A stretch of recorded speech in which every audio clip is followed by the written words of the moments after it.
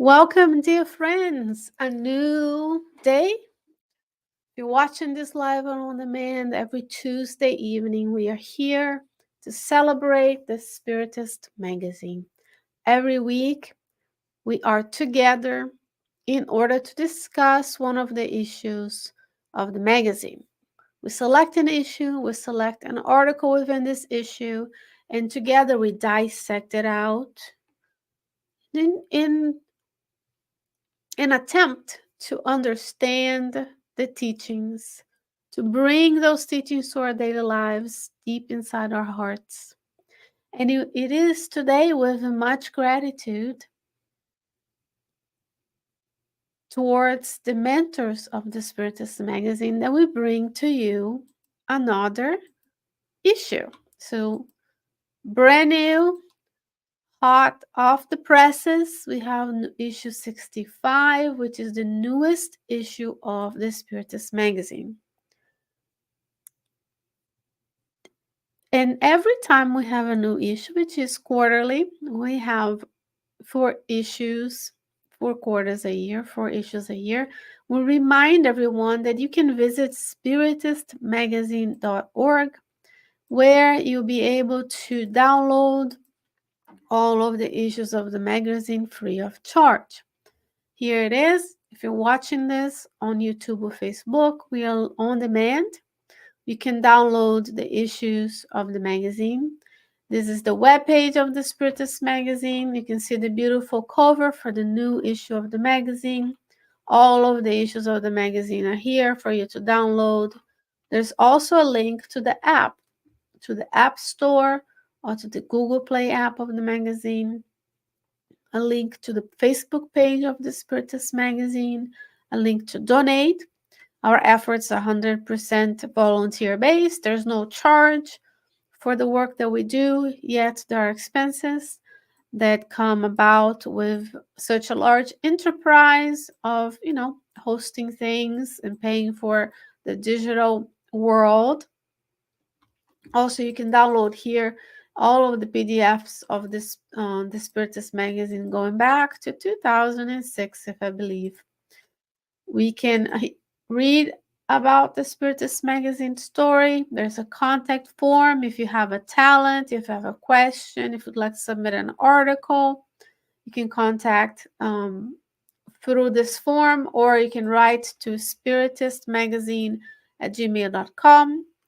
You can also directly find a new release.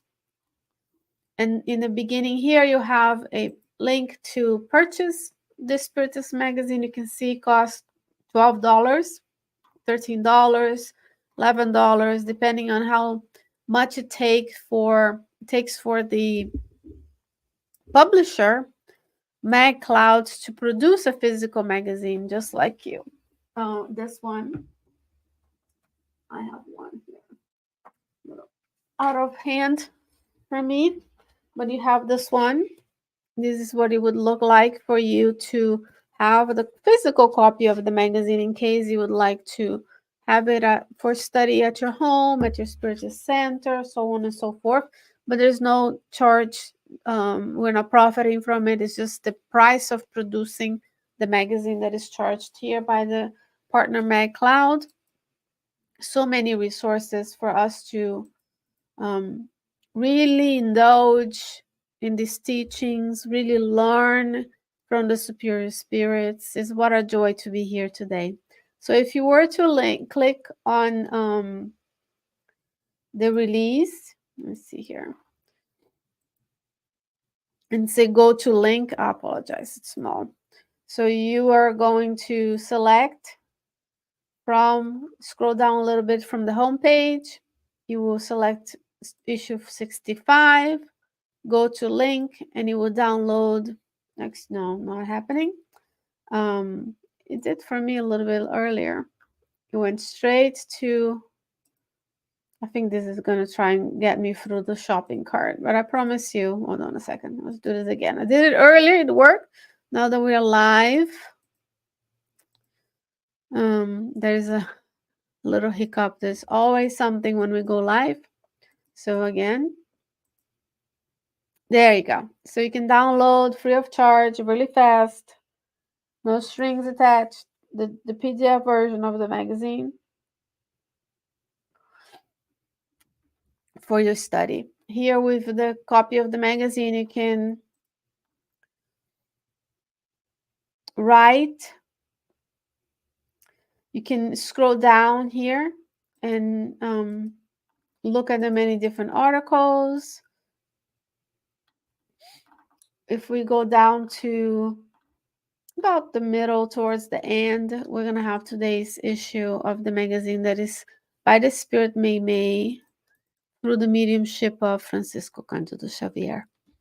So I'm giving you time to go to your app, update the list, go to your computer, download it.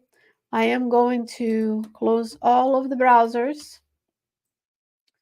and share with you the actual PDF version. There's a little less texting on my computer. It's a little bit easier to navigate. So this is what the Spiritist magazine look like on my computer as a PDF version of the magazine. Again, the thumbnails can be here if you need them. From messages from Andrea Luiz in the book Spiritist Conduct. We also have a letter from the editor-in-chief. We have the details of the different articles. Oops.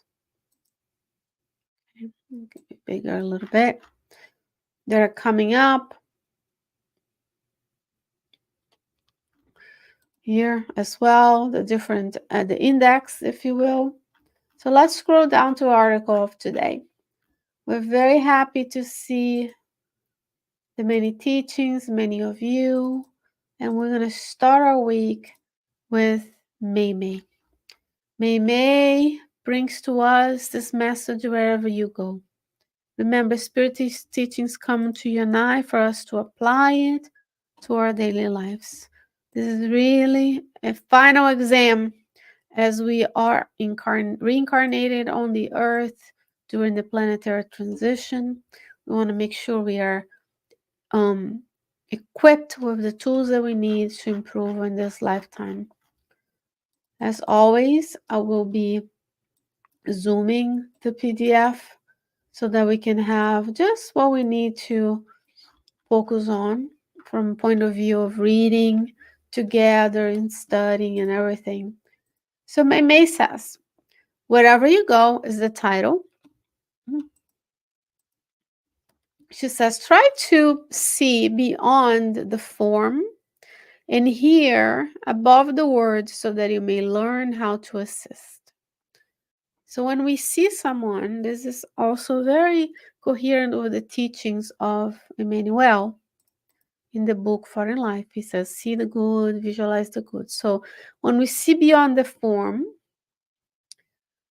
when I see someone that I like or someone that I'm yet to like, a friend, a family, or an acquaintance, a coworker, do I just see their form, their physical body? Tall, short, dressed a certain way, walk in a certain way, right? Do we just see the form? So she says, try to see beyond. So what do we see? It comes to the golden rule, do unto others, as Jesus said. If I'm making myself available into a circumstance, I'm helping, I'm working, I'm with my family, how do I want to be seen? Would you like to be seen just for the outside of you, so just the physical appearance? And when she says here above the words, so we can assist. So we look at someone and try and see them. That's a practice. You have to practice because she's saying try, right? She doesn't say do quite yet. She said try to see beyond that physical body form. Very blessed. We need to take care of our physical bodies. We need to honor the physical bodies.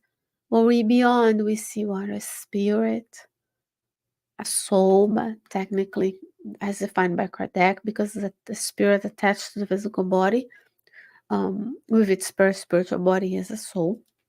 It's a soul, an immortal spirit living another reincarnation like we are here to do here what? To do what?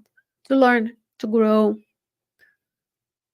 So we try to see beyond just the form.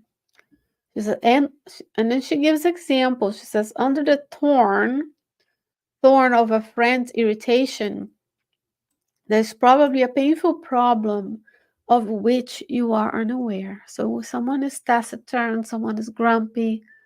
There's something going on with that someone that we're not we can't know, right? We can only see a small amount of the spectrum, the visual spectrum. We can only hear certain frequencies of sound, and then we can't assume because emotions don't have a fingerprint. They're constructed, so we don't know what's going on with that person unless they disclose it to us, or unless you're Chico Xavier and can read people's thoughts. But we're not there yet, so let's try and see beyond the outside of ourselves. At the root of a blunt response from a particular interlocutor to whom you ask cooperation and kindness, a deep sorrow stands hidden, about to express itself in a shower of tears. How many suffer so much? Even though we may have so much in the physical realm to be blessed, there's no lack, but it's still deep inside we have some sort of sadness. And there's this blunt response, and we don't know why. We asked for cooperation and kindness, and we got a blunt response. So it could be this deep sorrow within them. Underneath the unforeseen aggression of a companion, from which you expected a consoling phrase to ease your own restlessness, perhaps there lies a greater suffering than yours. Do we nowadays we see a lot of self-centeredness, right? Unfortunately, we see a lot of selflessness too. But as a culture, we're rewarding the things that at a surface look selfless, but it's always not selfless when all we use is first person pronouns. I, need, want, do.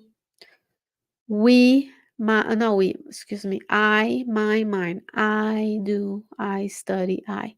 My family, I do this for my, it sounds very selfless, but it's really selfish because we're only thinking of our own. We're not expanding. There's so much suffering that may be happening around us. It takes a spirit like Meimei to remind us how to do it.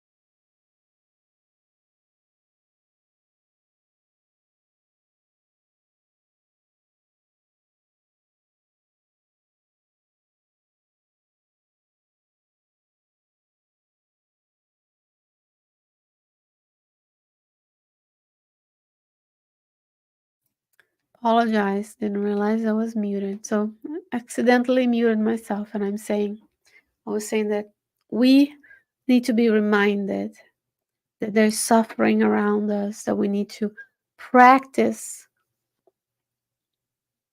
seeing beyond what is truly beyond it. He says, in the voices that seem inconvenient to you, for being too outgoing and inopportune, there may be hidden screens of anguish that, if unexpectedly exposed, would freeze your heart. There is a chapter in the book Jesus in the Home by Neil Lucio that is exactly goes hand in hand with this. There is a teacher and a student, and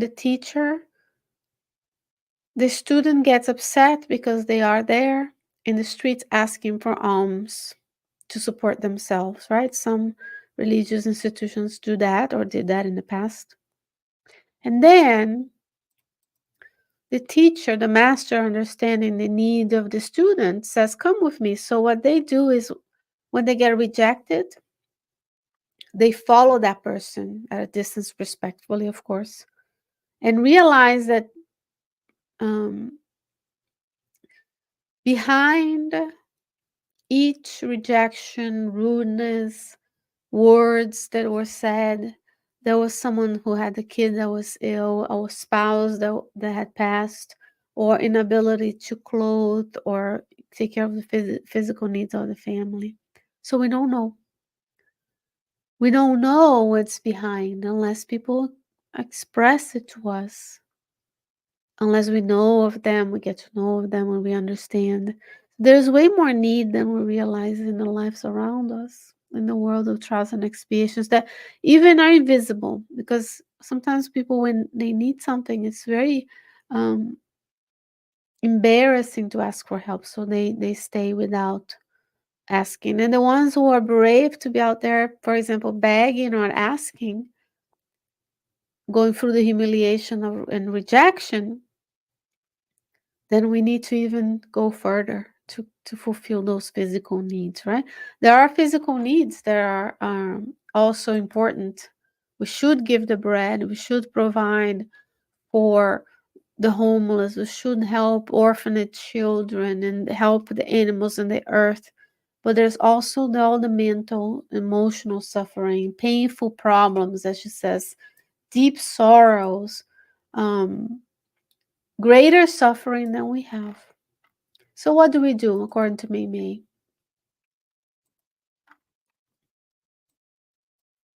She says, fulfill the tasks that life has in store for you. And above all, make an effort to understand so as not to fail. So what it is within your realm of life, your circle of influence, within your family, within your community, within your workplaces, within all the places to and from work that we interact with, our activities. What are the tasks that God wants me to do? Because certainly God gave us the love of work for a reason, and work is a useful activity. The Meimei, New Lucio, the spirits of in Kardec's time with the divine laws. In a culture of rewarding selfish behaviors masks as selflessness when we only use my, mine, and my family, my this, I that. We forget we are here to fulfill the law of society. So there is something within your purview that can be done to help others. All we have to see is to train ourselves, as she says here, to see beyond form and hear above the words. Wherever you go, is the title. Wherever you go, try to see beyond the form and hear above the words so that you may learn how to resist. So, what else do we do? She says, on this earth's plane, the so called happy bear responsibility. Oh, excuse me. On this earth's plane, the so called happy bear responsibilities that appear to them as captive chains, and many of those appointed by privilege holders are individuals that actually sustain the activity of many others who work in a cell that is golden on the outside, but drenched in tears of loneliness on the inside. So it's a shell. People may be out there. You know how many examples of notable, um, well known people on the earth that when it crumbles, they are not strong enough. They resort to drugs. They even commit suicide. They're suffering. But in the outside, they have everything that everybody wants: physical comfort, beauty, a big house, a car, right? Which makes life easy. There's nothing wrong with wanted shelter, food, clothing, transportation. But then if we need less, we can live with less, we can give more to others. Follow the road of duties assigned to you, blessing and loving them always, even if they're hard. So, who was assigned to you? I mean, literally, who was assigned to you? Who do you agree to return with and create a family, have children, your teachers, the colleagues, the neighbors. Those are our circle of influence. Those are where our duties are, that go beyond just enjoyment. God certainly did not put us on this earth just to enjoy, to be busy, to activities, experiences. Otherwise, we go into the you only live once mentality that is all about enjoyment. In the world, there are we are all travelers en route of time, seeking spiritual improvement. The tribulations that mark the path of others today may be ours tomorrow. Wouldn't it be nice if we had tribulations someone could see beyond and reach out to help? Reflect on the infinite goodness of God and walk. Keep going. Wherever you go, we keep going. Wherever you go, carry with you the blessing of understanding and the light of compassion. By the Spirit, Meimei. In the book, God Awaits, Francisco Cândido Xavier, and there's a study on Kardec Radio that you can hear and watch. Vanessa Saloni, the editor-in-chief of the magazine, bring to you a different explanation and understanding, because we all here hosting, we bring together many different life experiences and perspectives.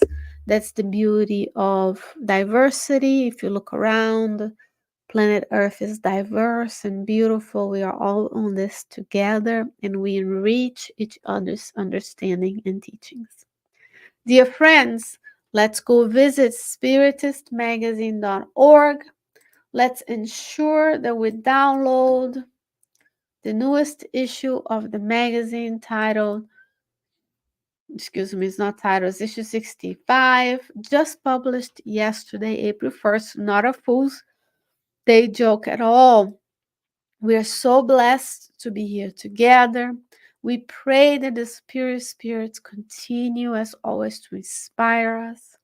Then we can feel the loving presence of our mentors with us, the mentors of our loved ones, always inspiring us to serve and do the good. We thank Meimei for her wise words, Francisco Cândido Xavier for his diligent work, as this will go on close to when we celebrate Kardec's incarnation, Chico Xavier incarnation on this planet. So many beautiful things in the month of April, 160 years of the Gospel according to Spiritism. Dear friends, what a blessing to be with you.